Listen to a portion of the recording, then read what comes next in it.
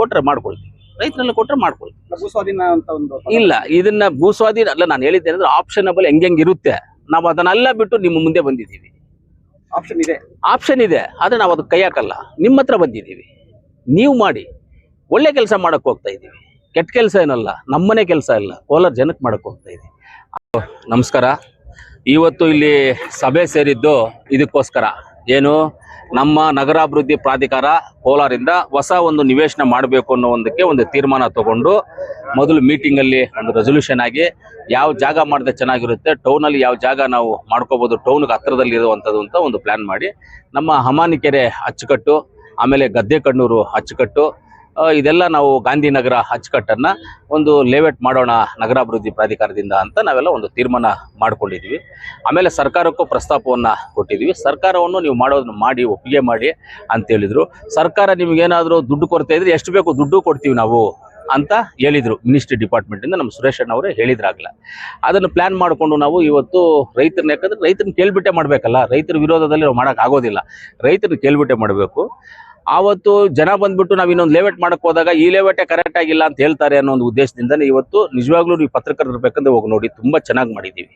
ತುಂಬ ಚೆನ್ನಾಗಿ UGD lines ಹೋಗಿರೋದು ರಿಪೇರಿ ಮಾಡಿದ್ದೀವಿ, ಲೈಟಿಂಗ್ಸ್ ಹಾಕಿದ್ದೀವಿ, ಆಮೇಲೆ 10 ಬೋರ್ ಹಾಕಿದ್ದೀವಿ, ನೀರಿನ ಸಮಸ್ಯೆ ಬಗೆಹರಿಸಿದ್ದೀವಿ, ಆಮೇಲೆ ತಾರ್ ರೋಡ್ಸು, ಸಿಮೆಂಟ್ ರೋಡ್ಸು ಎಲ್ಲವನ್ನು ಮಾಡಿದ್ದೀವಿ. 10 ಕೋಟಿ ವೆಚ್ಚದಲ್ಲಿ ಮಾಡಿದ್ದೀವಿ. ಅದನ್ನು 3 ಕೋಟಿ ವೆಚ್ಚದಲ್ಲಿ pipe lines, UGD lines, water ಸಂಬಂಧಪಟ್ಟಂಗೆ 10 ಬೋರ್ಗಳು ಹಾಕಿರೋದು ಮಾಡಿದ್ದೀವಿ. ಆಮೇಲೆ ಇವಾಗ ಪಕ್ಕದಲ್ಲಿ ಹಂಗೆ ಕೂಡ ಲೆವೆಟ್ ಅಟ್ಯಾಚ್ ಅಲ್ಲಿ ಇರ್ತಕ್ಕಂಥದ್ದು, ಅದಕ್ಕೂ 15 ಕೋಟಿ ರೂಪಾಯಿ ಇವತ್ತು ಇಟ್ಕೊಂಡಿದ್ದೀವಿ. 15 ಕೋಟಿ ರೂಪಾಯಿ ಟೆಂಡರ್ ಪ್ರೋಗ್ರೆಸ್ ಅಲ್ಲಿದೆ. ಇವಾಗ ಅದನ್ನು 1 ತಿಂಗಳು 1.5 ತಿಂಗಳು ಒಳಗಡೆ ಕೆಲಸವನ್ನು, ಅದನ್ನು ಮಿಕ್ಕಿದ್ದನ್ನು ಕೆಲಸನ ಸ್ಟಾರ್ಟ್ ಮಾಡ್ತೀವಿ.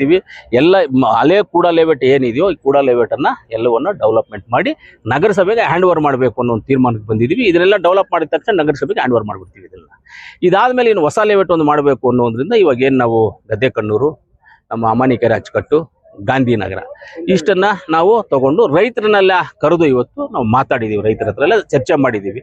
ರೈತರು ಕೆಲವರು ನಮಗೆ ಹೇಳಿದ್ದಾರೆ, ನಾವೆಲ್ಲರೂ ಮುಂದೆ ಬಂದು ಕೊಡಕ್ಕೆ ಕೊಡ್ತೀವಿ ಅಂತ ಹೇಳಕ್ಕಾಗಲ್ಲಪ್ಪ, ಆದ್ರೆ ನಾವು ಕೊಡ್ತೀವಿ ಅಂತ ಕೆಲವರು ಹೇಳಿದ್ದಾರೆ. ನಾನು ಅದನ್ನ ಮೈಕಲ್ಲೂ ಹೇಳ್ದೆ ನಾನು. ಆಮೇಲೆ ಇಲ್ಲಿ ಬಂದಿರತಕ್ಕಂಥ ರೈತರು ನಾವು ಕೊಡೋದಿಲ್ಲ ಅಂತ ಹೇಳಿದ್ದಾರೆ. ಇಲ್ಲಿ ಯಾರು ಬಂದಿರೋರು ಯಾರು ನಮಗೆ ಕೊಡ್ತೀವಿ ಅಂತ ಯಾರು ಹೇಳಿಲ್ಲ, ಕೊಡ್ತೀವಿ ಅಂತ ಯಾರು ಹೇಳೋದಿಲ್ಲ ಅಂತ ಯಾರು ಹೇಳಿಲ್ಲ. ಅದರಿಂದ ನಾವು ನೆಕ್ಸ್ಟ್ ಟೈಮ್ ಕೊಟ್ಟಿದ್ದೀವಿ, ಇನ್ನ 1 ತಿಂಗಳು 1.5 ತಿಂಗಳು ಟೈಮ್ ಕೊಟ್ಟಿದ್ದೀವಿ.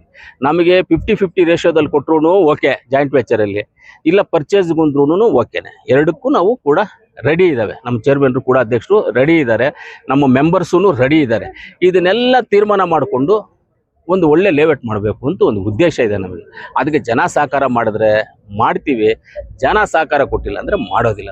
ನನಗೇನು ಹೋಗಿ ನಾನೇ ನನ್ನ ಮನೆಗೆ ಮಾಡ್ಕೊಳ್ಳಲ್ಲ, ಅಧ್ಯಕ್ಷ ಮನೆಗೆ ಮಾಡ್ಕೊಳ್ಳೋ, MLC ಅವ್ರು MLC ಮನೆ, ಇಲ್ಲ ನಮ್ಮ ಕೂಡ ಮೆಂಬರ್ಸ್ ಏನು ಅವ್ರ ಮನೆಗಳಿಗೇನೋ ಅವ್ರಿಗೇನೋ ಸೈಟ್ಗಳು ಮಾಡ್ಕೊಳ್ಳೋದೇನು ಇಲ್ಲ. ಇವಾಗ ನಮ್ಮದು ಇಲ್ಲಿ 333 ಸೈಟ್ ಇದೆ.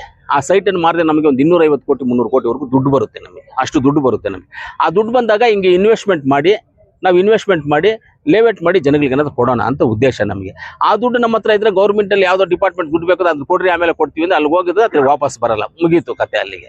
ಆ ಥರ ಅದರಿಂದ ಅದನ್ನ ಇಟ್ಕೊಂಡು ಏನಾದರೂ ಡೆವಲಪ್ ಮಾಡಬೇಕು ಅನ್ನೋ ಒಂದು ಉದ್ದೇಶ ಇದೆ. ಅದಕ್ಕೆ ರೈತರನ್ನ ಕೇಳಿದ್ದೀವಿ. ಇನ್ನು 1 ತಿಂಗಳು 2 ತಿಂಗಳು ಆದಮೇಲೆ ಇನ್ನೂ ಒಂದು ಸಭೆ ಮಾಡ್ತೀವಿ. ಆ ಸಭೆಯಲ್ಲಿ ಫೈನಲ್ ಆಗಿ ಒಂದು ತೀರ್ಮಾನ